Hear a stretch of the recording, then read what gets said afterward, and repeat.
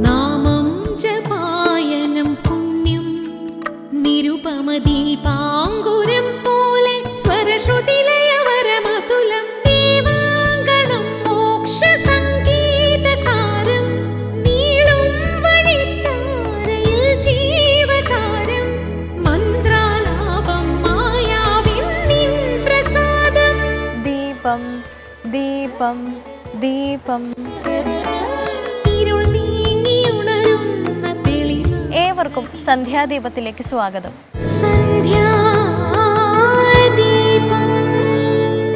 എവിടെ തിരിഞ്ഞൊന്ന് നോക്കിയാലും അവിടെയെല്ലാം പൂത്ത മരങ്ങൾ മാത്രം എന്ന് ചങ്ങമ്പുഴ പാടിയതുപോലെ കേരളക്കരയാകെ മഞ്ഞ തോരണങ്ങൾ തൂക്കി നിരന്നു നിൽക്കുകയാണ് കണിക്കൊന്നകൾ. ഇന്ന് വിഷു. കാർഷിക സമൃദ്ധിയുടെയും നിറവിന്റെയും ഉത്സവമായ വിഷു കൃഷ്ണന്റെയും ലക്ഷ്മിയുടെയും കുബേരന്റെയുമെല്ലാം ദിനമാണ്. വിഷുദിനത്തിലെ കാഴ്ചയുടെ നിറവ് ഒരു സംവത്സരം ജീവിതത്തെ സമ്പന്നമാക്കുമെന്നാണ് വിശ്വാസം. തൊടുത്ത പ്രഭാതം, പ്രകാശമുള്ള പകൽ, തെളിഞ്ഞ സന്ധ്യ എന്നിവ വിഷുവിന്റെ പ്രത്യേകതകളാണ്. ഈ സുദിനത്തിന്റെ മഹാസന്ധ്യയിൽ ആധ്യാത്മികതയുടെ നിറവാർന്ന കണിയൊരുക്കി വരും സംവത്സരം മുഴുവൻ പ്രഭചൊരിയാൻ നമുക്ക് തെളിയിക്കാം ഇന്നത്തെ സന്ധ്യാദീപം.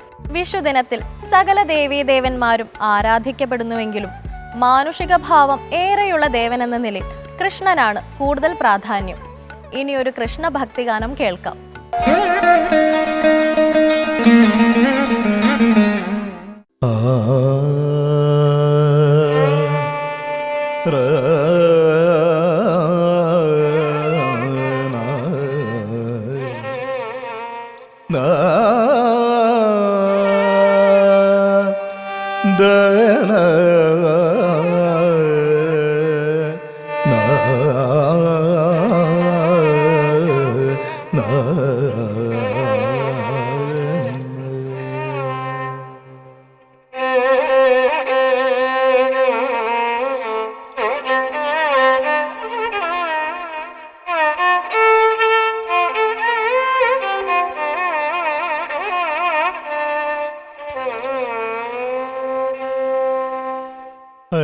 അലൈപ്പായുതേ കണ്ണ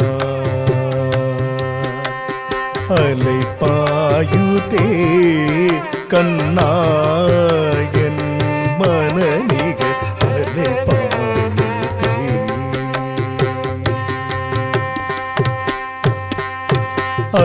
അലൈപ്പായുതേ കണ്ണായൻ മനനിക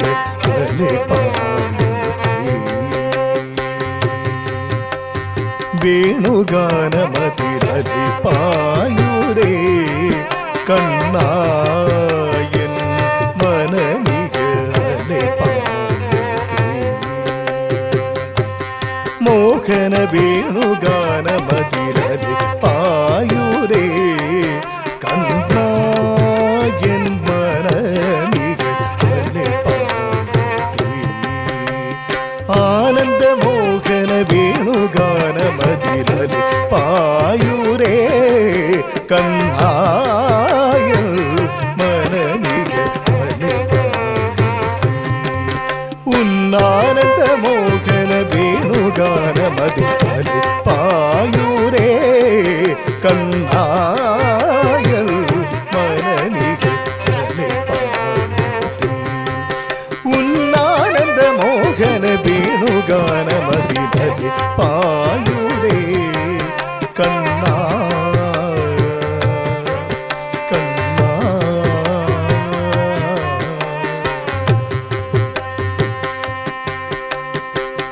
നീരെ പെയ്യരാത ശീലെ പോലവേ നിன்று നീരെ പെയ്യരാത ശീലെ പോലവേ നിன்று നീരെ പെയ്യരാത ശീലെ പോലവേ നിன்று നീരെ പെയ്യരാത ശീലെ പോലവേ നിன்று നീരെ പെയ്യരാത ശീലെ പോലവേ നിன்று നീരെ പെയ്യരാത ശീലെ പോലവേ നിன்று നേരമാവതറിയാമലെ മിക വിനോദமான മുരളീധര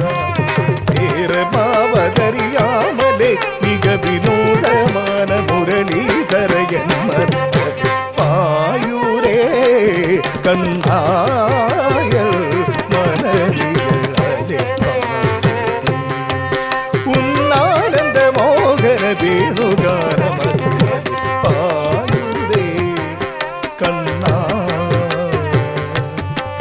கண்ணா.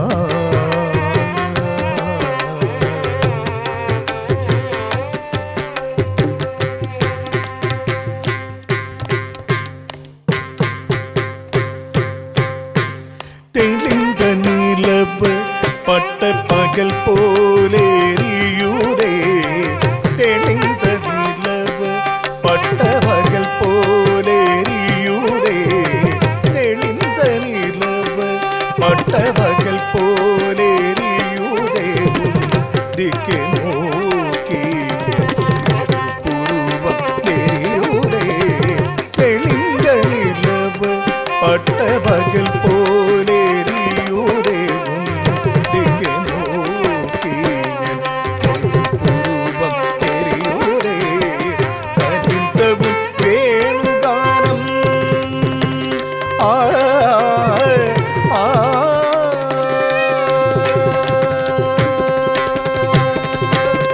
கனிந்தவும் வேணுகானம் காற்றில் வருகுதே, கனிந்தவும் வேணுகானம் காற்றில் வருகுதே, கண்க சுருக்கி ஒரு விதமாய் வருகுதே, கண்க சுருக்கி ஒரு விதமாய் வருகுதே, கரித்த மனத்தில் ஒருத்தி பதத்தை எனக்கு அழைத்து மகிழ்த்தவா,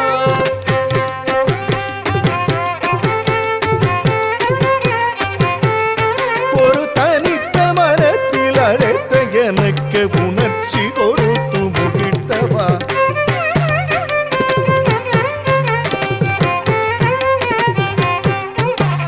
கலை கடல் அழகினி கதிரவனொழியன இணைருள் கலரன கழிக்கவா, கலை கடல் அழகினி கதிரவனொழியன இணையிரு கடலன் கழிக்கவா, கதறி மனமுருகி நான் அழைக்கவோ இதர மாதருடன் நீ கழிக்கவோ, கதறி மனமுருகி நான் அழைக்கவோ இதர மாதருடன் நீ கழிக்கவோ, இது தகுமோ இது முறையோ இது தர்மம் தானோ, இது தகுமோ இது முறையோ இது தர்மம் தானோ, குழலூதிடும் பொழுது ஆடிடும் மிகவில் போலவே மனது நேரமே மிக உருவாது பாயூரே கண்ணாயல் மனமிக உன்னானந்த மோகன வேணுகானமத் ஆனந்த மோகன வேணுகானமத் ஆனந்த மோகன வேணுகானமத் பாயூரே கண்ணா கண்ணா.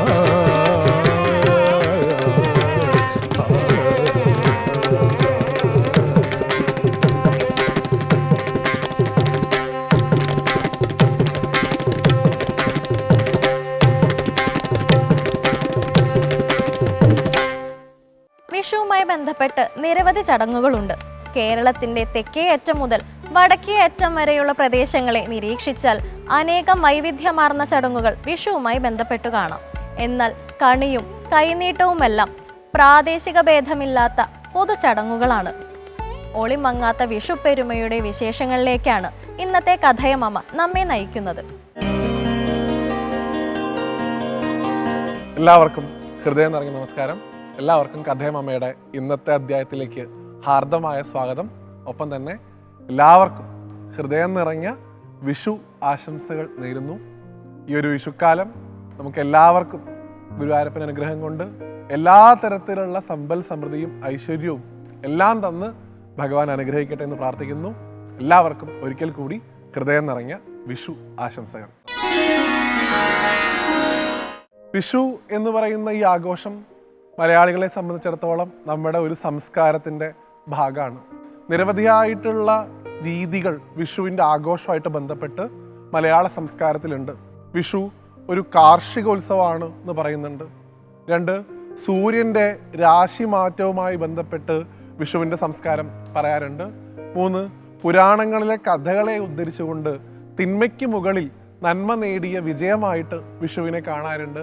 എങ്ങനെ നോക്കിയാലും ഒരു സന്തോഷത്തിൻ്റെ, സമാധാനത്തിൻ്റെ, ഐശ്വര്യത്തിൻ്റെ, വിളവെടുപ്പിൻ്റെ, ഇതിൻ്റെ എല്ലാത്തിൻ്റെയും കൂടി ഒരു കൂടിച്ചേരലാണ് വിഷു എന്ന് പറയുന്ന നമ്മുടെ സ്വന്തം ഈ ഉത്സവം.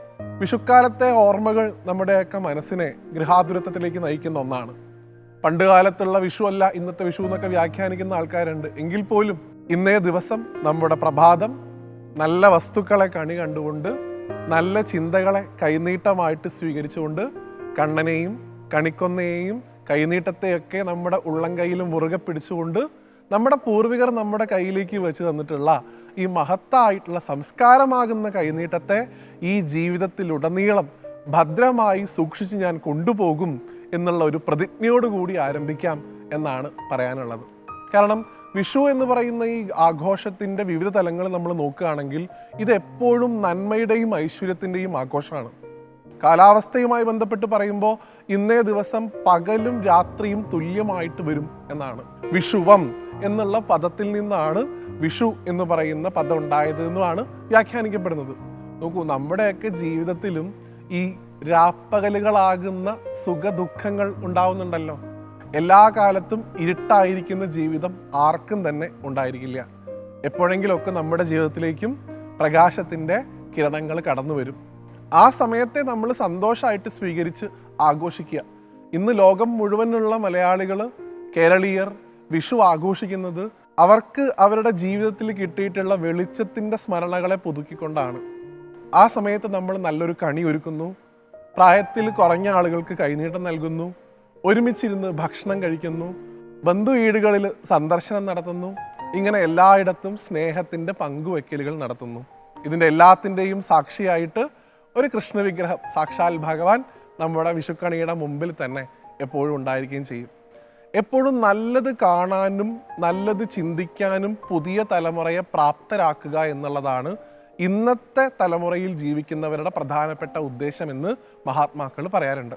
എന്താണ് നമുക്ക് അവർക്ക് നൽകാവുന്ന ഏറ്റവും വലിയ കൈനീട്ടം എന്ന് ചോദിച്ചു കഴിഞ്ഞാൽ എൻ്റെ എളിയ അഭിപ്രായത്തിൽ ഒറ്റ ഉത്തരവേ ഉള്ളൂ: നമ്മൾ ജീവിക്കുന്ന ഈ മഹത്തായിട്ടുള്ള സംസ്കാരം അത് അവരുടെ ഉള്ളം കയ്യിൽ വെച്ചു കൊടുക്കാൻ നമുക്ക് ഓരോരുത്തർക്കും ബാധ്യതയുണ്ട്. എങ്ങനെയാണോ നമുക്ക് മുമ്പേ നടന്ന പൂർവികർ ഈ മഹത്തായിട്ടുള്ള സംസ്കൃതിയെ, ഭാരതീയ സംസ്കാരത്തെ, സനാതനധർമ്മത്തെ നമുക്ക് പറഞ്ഞു തന്നത്, അതിനേക്കാൾ ഉപരി നമ്മൾ സ്വയം വിദ്യ ആർജിച്ച് വരുന്ന തലമുറയിലുള്ള കുട്ടികൾക്ക് നമ്മുടെ ആചാരങ്ങൾ എന്താണ്, നമ്മുടെ അനുഷ്ഠാനങ്ങൾ എന്താണ്, നാമജപത്തിൻ്റെ പ്രാധാന്യം എന്താണ്, ക്ഷേത്ര ദർശനത്തിൻ്റെ പ്രാധാന്യം എന്താണ്, ഇതൊക്കെ ചേർന്നുള്ള ഒരു കൂട്ടം വിഷു കൈനീട്ടം കൂടി കൊടുക്കാൻ ഈ വിഷുക്കാലത്ത് നമ്മൾ ശ്രദ്ധിക്കേണ്ടതായിട്ടുണ്ട്. നമ്മളുടെ മണ്ണിൻ്റെ സുഗന്ധവും നമ്മുടെ സംസ്കാരത്തിൻ്റെ മനോഹാരിതയും നുകർന്നുകൊണ്ട് വേണം പുതിയൊരു തലമുറ വളർന്നു വരാൻ. അതല്ലാത്തൊരു തലമുറ ഇന്ന് വളർന്നു വരുന്നുണ്ടോ എന്ന് ലോകം മുഴുവൻ ഭീതിയോടുകൂടി കാണുകയാണ്. ബന്ധങ്ങൾക്ക് വിലയില്ലാത്ത, ലഹരിക്ക് കൂടുതൽ പ്രാധാന്യം കൊടുക്കുന്ന, അവനവൻ്റെ സന്തോഷങ്ങൾക്ക് മാത്രം പ്രാധാന്യം നൽകുന്ന ഒരു വിഭാഗം തലമുറ നമ്മൾക്കിടയിൽ ഉണ്ട് എന്നുള്ളത് യാഥാർത്ഥ്യമാണ്. ഈ വിഷുക്കാലത്ത് ഒരോർമ്മപ്പെടുത്തലാണത്. എന്തിന്? നമ്മുടെ വീട്ടിൽ വളരുന്ന കുട്ടികളെങ്കിലും ഈ ധർമ്മത്തിൻ്റെ ഭാഗമായി മനോഹരമായിട്ടുള്ളൊരു ജീവിതം, എങ്ങനെയാണോ ഒരു കണിയുടെ ഉള്ളിൽ നമ്മൾ വിവിധങ്ങളായിട്ടുള്ള വസ്തുക്കൾ നിറച്ചുകൊണ്ട് അതിനെ കണ്ടുകൊണ്ടൊരു ദിവസം ആരംഭിച്ച് ഈ വർഷം മുഴുവൻ സമ്പൽ സമൃദ്ധിയുടെയും ഐശ്വര്യത്തിൻ്റെതാവും എന്ന് സ്വയം കരുതിക്കൊണ്ട് കർമ്മപഥത്തിലേക്ക് ഇറങ്ങുന്നത്, അതുപോലെ നമ്മുടെ പുതിയ തലമുറയിലുള്ള കുട്ടികൾക്ക് പുതിയ ചിന്തകൾ, നല്ല ചിന്തകൾ അവരുടെ മനസ്സിലേക്ക് കൈനീട്ടമായിട്ട് വെച്ചു കൊടുത്തുകൊണ്ട് വളരാൻ അവരെ പ്രേരിപ്പിക്കണം. അവർ വന്ന് ജനിച്ചിട്ടുള്ള ഈ മണ്ണ്, ഇതിൻ്റെ സംസ്കൃതി, അത് മഹത്തായിട്ടുള്ള പാരമ്പര്യമുള്ളതാണെന്ന് അവരെ പഠിപ്പിക്കണം. അത് വേണം ഈ വർഷത്തെ വിഷു കൈനീട്ടമായിട്ട് പുതിയ കുട്ടികൾക്ക് കൊടുക്കാൻ എന്നാണ് എൻ്റെ എളിയ അഭിപ്രായം. അപ്പോഴാണ് യഥാർത്ഥത്തിൽ ഇത്തരത്തിലുള്ള ആഘോഷങ്ങളൊക്കെ ക്രമപ്പെടുത്തിയിട്ടുള്ള നമ്മുടെ പൂർവികരുടെ ആത്മാക്കൾ സന്തോഷിക്കുകയുള്ളൂ. നോക്കൂ, ഓരോ ആഘോഷവും കൂടിച്ചേരലിൻ്റെതാണ്. ഇന്നും നമ്മളിങ്ങനെ സംസാരിക്കുന്ന സമയത്ത് പല ആളുകളും മൊബൈൽ ഫോണിൽ കണി വയ്ക്കുന്ന ആളുകൾ, മൊബൈൽ ഫോണിൽ കണി കണ്ടുകൊണ്ട് ഉണരുന്ന ആളുകൾ, ഒരു തരത്തിലുള്ള വിഷു ആഘോഷിക്കാനുള്ള സാമ്പ്രദായികമായിട്ടുള്ള രീതികൾ അറിയാത്തവർ നമുക്ക് ചുറ്റുമുണ്ട് എന്നുള്ളത് നമ്മൾ നേരിട്ട് അനുഭവിച്ചറിയുന്ന സത്യമാണ്. എങ്കിലും ഇപ്പോഴും നമ്മുടെ സംസ്കാരം ബാക്കി നിൽക്കുന്നു നമ്മുടെ വീടുകളിൽ. പ്രത്യേകിച്ച് നമ്മുടെ അമ്മമാർ അതിൽ കാണിക്കുന്ന ശുഷ്കാന്തി, ആ സംസ്കാരത്തെ പുതിയ തലമുറയിലുള്ള കുട്ടികൾക്ക് പകർന്നു കൊടുക്കുന്നതിൽ ഒരു വീട്ടിൽ ഏറ്റവും മുൻപന്തിയിൽ നിൽക്കുന്നത് ആ വീട്ടിലെ അമ്മമാരാണ് എന്നുള്ളത് നിസ്സംശയം നമുക്ക് പറയാൻ സാധിക്കും. അതുകൊണ്ട് എൻ്റെ പ്രിയപ്പെട്ട അമ്മമാരോടുള്ള എൻ്റെ എളിയ അഭ്യർത്ഥന, എങ്ങനെയാണോ ഈ സംസ്കാരത്തെ ഒരു കൈനീട്ടമായി നമ്മുടെ പുതിയ തലമുറയിലുള്ള കുട്ടികളുടെ പിഞ്ചു പൈതങ്ങളുടെ കൈകളിലേക്ക് വെച്ച് കൊടുക്കണമെന്ന് നേരത്തെ സൂചിപ്പിച്ചത്, അതുപോലെ സാധിക്കുന്നുണ്ടെങ്കിൽ നമ്മുടെ മനോഹരമായിട്ടുള്ള ഈ സംസ്കാരത്തിലെ നിരവധിയായിട്ടുള്ള കഥകളുടെ കൈനീട്ടം കൂടി അവർക്ക് പറഞ്ഞു കൊടുക്കുക. നമ്മൾ ഈ കഥയമ്മ എന്ന് പറയുന്ന ഈ ഒരു ഭാഗത്തിൽ നിരവധിയായിട്ടുള്ള കഥകൾ ഞാൻ നിങ്ങളുമായിട്ട് പങ്കുവയ്ക്കുന്നുണ്ട്. നിങ്ങൾക്ക് അതിനേക്കാൾ മനോഹരമായിട്ടുള്ള കഥകൾ ഓരോ ദിവസവും നമ്മളുടെ കുഞ്ഞു കുട്ടികൾക്ക് പറഞ്ഞു കൊടുക്കാൻ സാധിക്കും. ആ കൈനീട്ടം കിട്ടി വളരുന്ന ഒരു കുട്ടിയും ഗുരുവായൂരപ്പനെ സാക്ഷി നിർത്തി ഞാൻ നിങ്ങളോട് പറയുന്നു, അവരുടെ ജന്മം പാഴായി പോവില്ല. അവർ ഈ ഭാരതഭൂമിയെ അവരുടെ കർമ്മപഥം കൊണ്ട് അവർ ഈ ഭാരതത്തിൽ വന്ന് ജനിച്ചു എന്നുള്ള അഭിമാന ബോധത്തോടു കൂടി ഏറ്റവും നല്ലൊരു ജീവിതം ജീവിച്ച് ഈ ഭൂമിയിൽ നിന്ന് കടന്നു പോകും. ഒരിക്കലും അവരെ ഓർത്ത് നമുക്ക് വിഷമിക്കേണ്ടി വരില്ല. അവരൊരിക്കലും ഏതെങ്കിലും ഒരു തരത്തിലുള്ള പ്രയാസം ജീവിതത്തിലേക്ക് വരുമ്പോൾ ഏത് ലഹരിയുടെ പുറകെ പോകണം, ആത്മഹത്യയെക്കുറിച്ച് ചിന്തിക്കണോ, ഇങ്ങനെയുള്ള ഒരു ചിന്തകളും അവരുടെ മനസ്സിലേക്ക് വരില്ല. നിങ്ങൾ ഇന്ന് ഈ കൈനീട്ടം കൊടുത്ത് അവരെ ശീലിപ്പിക്കുക. അതോടുകൂടി നല്ലൊരു തലമുറയെ വാർത്തെടുക്കാൻ ഈ വിഷുക്കാലത്ത് നമുക്ക് സാധിക്കട്ടെ. ഗുരുവായൂരപ്പൻ അനുഗ്രഹം കൊണ്ട്, സാക്ഷാൽ പരാശക്തിയായിട്ടുള്ള ഭഗവതിയുടെ അനുഗ്രഹം കൊണ്ട് ഈ വർഷക്കാലം മുഴുവൻ സമ്പൽ സമൃദ്ധിയുടെയും ഐശ്വര്യത്തിൻ്റെയും സമാധാനത്തിൻ്റെതുമാവട്ടെ എന്നൊരിക്കൽ കൂടി പ്രാർത്ഥിച്ചുകൊണ്ട് എല്ലാവർക്കും ഹൃദയം നിറഞ്ഞ വിഷു ആശംസകൾ ഒരിക്കൽ കൂടി നേർന്നുകൊണ്ട് ഈ അധ്യായത്തിൽ നിന്ന് വിടവാങ്ങുന്നു. മറ്റൊരു കഥയുമായി വീണ്ടും കാണുന്നവരെ എല്ലാവർക്കും നന്ദി, നമസ്തേ. കേരളക്കരയിലെ എല്ലാ ക്ഷേത്രങ്ങളിലും വിഷു പ്രത്യേക പൂജകളോടെയാണ് ആഘോഷിക്കുന്നത്. പല കൃഷ്ണക്ഷേത്രങ്ങളിലെയും ഉത്സവകാലമാണിത്.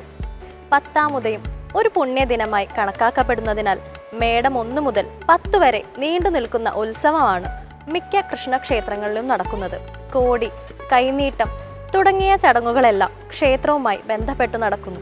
ഇനി ഇന്നത്തെ ദീപാരാധന കാഴ്ചയ്ക്കായി ക്ഷേത്രാങ്കണത്തിലേക്ക് പോകാം.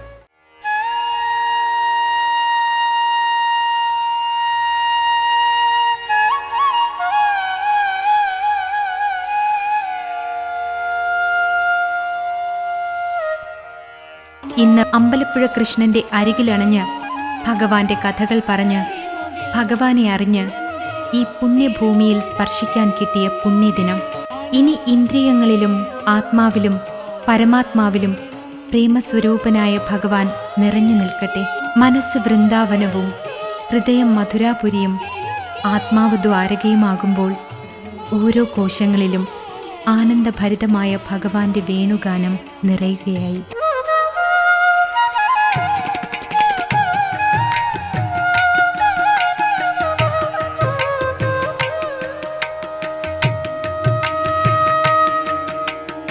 ഒരു കാലത്ത് കേരളത്തിന്റെ സാംസ്കാരിക തലസ്ഥാനമായ ചെമ്പകശ്ശേരി രാജ്യമാണ് ഇന്ന് കേരളത്തിന്റെ ആത്മീയ ഭൂപടമായി മാറിയ അമ്പലപ്പുഴ.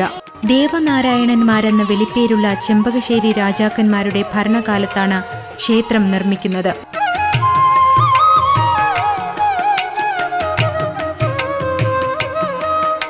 ചെമ്പകശ്ശേരി രാജാക്കന്മാർ രാജ്യത്തിന്റെ കലയും സംസ്കാരവും നിലനിർത്തുന്നതിൽ അതീവ ശ്രദ്ധ പുലർത്തിയിരുന്നു.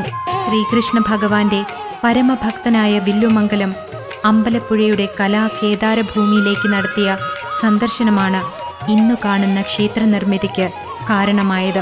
വില്ലുമംഗലത്തിന്റെ മനസ്സിലൂടെ ഭഗവാൻ തന്നെ ഒരു സഞ്ചാരം നടത്തിയതാവാം.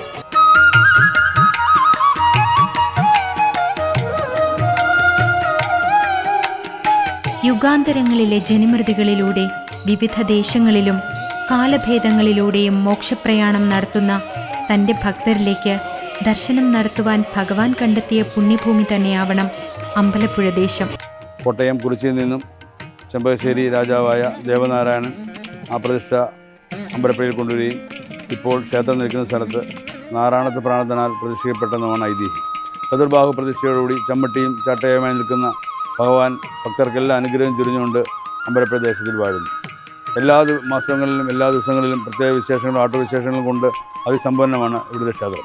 ഹൃദയ സരണികളിൽ നിറഞ്ഞൊഴുകുന്ന യമുന പോലെ പ്രേമഭക്തിയിൽ അലിഞ്ഞു ചേർന്ന യുഗാന്തരങ്ങളിലൂടെ നിന്നിലേക്ക് തന്നെ ഒഴുകുകയാണല്ലോ സ്ത്രീ മാനസങ്ങൾ സർവ്വതും.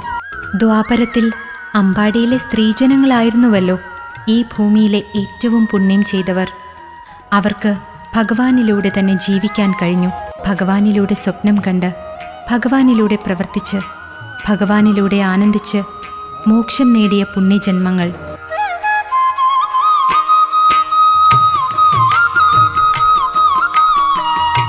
വിഷുവാണ്. അതൊരു കായിക സമൃദ്ധിയുടെയും കൂടെ ഒരു ആഘോഷമാണ്. തലേ ദിവസം തന്നെ ഭഗവാനെ എല്ലാം കൊണ്ടും അണിയിച്ചൊരുക്കി പിറ്റേ ദിവസം കണി കാണുന്നത് എല്ലാവർക്കും ശ്രേഷ്ഠമാണെന്നുള്ള സങ്കല്പമാണ്. ഗോപികമാർ തൂണിലും തുരുമ്പിലും എന്ന് വേണ്ട, ഇലകളിലും പൂക്കളിലും അമ്പാടിയിലെ സർവ്വയിടങ്ങളിലും ഭഗവാന്റെ പേരെഴുതി വെച്ചു.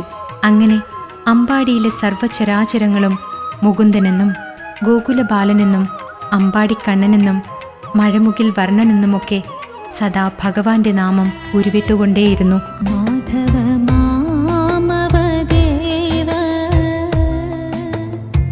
ഭഗവത് ചിന്തകളാലും ഭഗവാന്റെ വേണുനാദം കേട്ടും അമൃതമായ ജീവിതം കൊണ്ട് ധന്യരായവർ.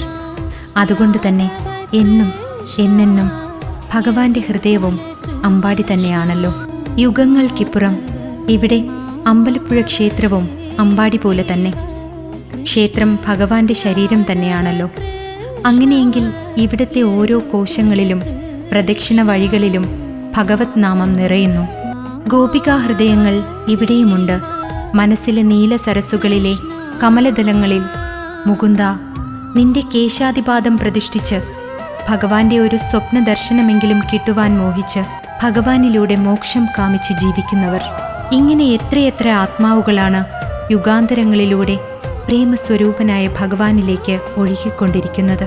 സാധുജനാധാര സർവഭാമ, സാധുജനാധാര സർവഭാമ. ഗോശാല കൃഷ്ണൻ വാഴുന്ന അമ്പലപ്പുഴ എന്ന പേരു കേൾക്കുമ്പോൾ തന്നെ ചുണ്ടുകളിൽ മധുരം കിനിയും. കാരണം അമ്പലപ്പുഴ പാൽപ്പായസം അത്രമേൽ സവിശേഷമാണ്. ഭഗവാന്റെ അധരം മധുരം വദനം മധുരം എന്ന് പറയുന്നത് പോലെ പാൽപ്പായസം നുണയുന്ന ഓരോ ഭക്തജനങ്ങളുടെയും ആത്മാവിലേക്ക് ഭഗവാന്റെ പ്രേമമധുരം തന്നെയാണ് അലിഞ്ഞിറങ്ങുന്നത്. അതുകൊണ്ട് തന്നെയാണ് പായസത്തിൽ പഞ്ചസാര ചേർക്കുന്നതിന് മുമ്പായി പാൽപ്പായസപ്പുരയിൽ നിന്ന് ശ്രീകോവിലിലേക്ക് നോക്കി വാസുദേവോ എന്ന് ഉറക്കെ വിളിച്ച് ഭഗവാന്റെ അനുവാദം ചോദിക്കുന്നതും.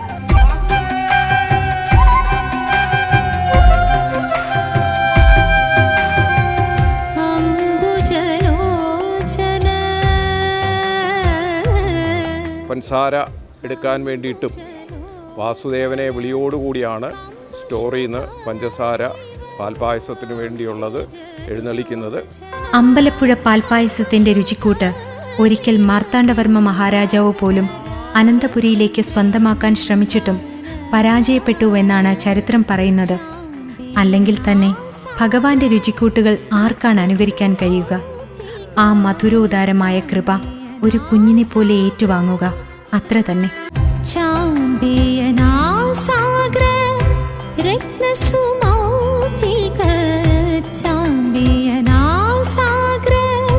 ഇവിടെ ഗുരുവായൂരപ്പൻ്റെ ഒരു പ്രതിഷ്ഠയുണ്ട്, നമുക്കിവിടെ അറിയാം.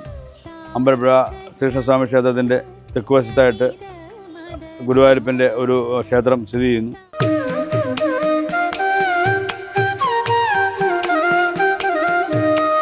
മഹാകവി കുഞ്ചൻ നമ്പ്യാരുടെ മിഴാവ് ഇവിടെ കളത്തട്ടിൽ പ്രദർശിപ്പിച്ചിരിക്കുന്നു. നൂറ്റാണ്ടുകൾക്ക് മുമ്പ് ആ മഹാപ്രതിഭയുടെ കരസ്പർശമേറ്റ മിഴാവ് ഭഗവാന് മുന്നിൽ തന്നെ സമർപ്പിതമായത് കുഞ്ചൻ നമ്പ്യാരുടെ ഭഗവാനോടുള്ള പരമഭക്തി കൊണ്ട് തന്നെയാണ്. ക്ഷേത്രത്തിനോട് ചേർന്ന് നാടകശാലയിൽ മിക്കപ്പോഴും സപ്താഹങ്ങളും കലാപരിപാടികളും നടക്കുന്നു.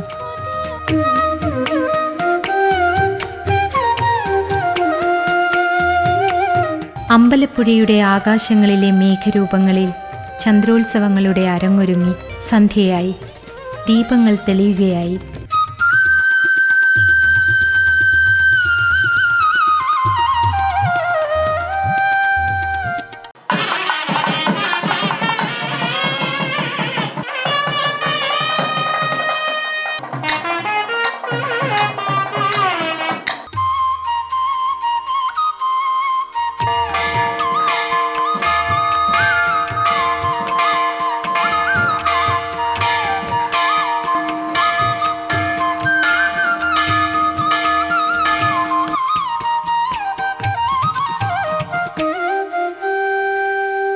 ദീപാരാധന കഴിഞ്ഞു.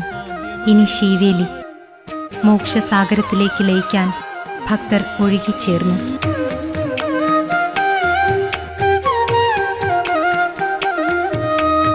ഭഗവാനെ, ഞാൻ എന്നെ തന്നെ നിന്നിലേക്ക് സമർപ്പിക്കുകയാണ്. എൻ്റെ സ്വപ്നവും മോഹവും മോക്ഷവും നീ തന്നെ.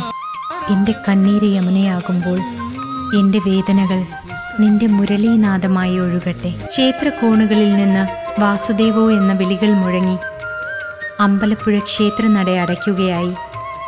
ഇനി അമ്പലപ്പുഴയുടെ ആകാശങ്ങളിൽ നിന്നും ത്രിഭുവനമാകെ ആ മുരളീനാദം ഒഴുകി നിറയട്ടെ.